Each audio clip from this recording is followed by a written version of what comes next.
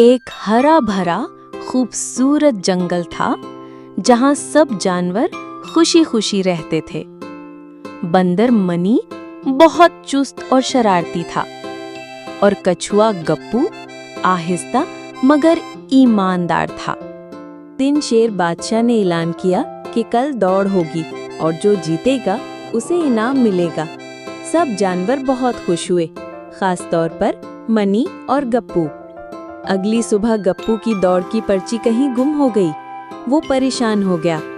Money ने ये देखा और वो पर्ची ढूंढने लगा। मनी को पर्ची मिल गई, लेकिन उसके दिल में लालच आया। क्या वो खुद दौड़ में हिस्सा ले ले या पर्ची वापस कर दे? मनी ने थोड़ी देर सोचा और फिर दिल की आवाज सुनी। उसने पर्ची गप्पू को वापस दे दी। गप्पू ने खुश होकर शुक्रिया अदा किया। दौड़ शुरू हुई। मनी तेजी से दौड़ा, जबकि गप्पू आहिस्ता आहिस्ता चलता रहा। सब जानवर जोश से तालियां बजा रहे थे। गप्पू ने दौड़ जीत ली और मनी ने भी इनाम पाया, यानी सच का इनाम।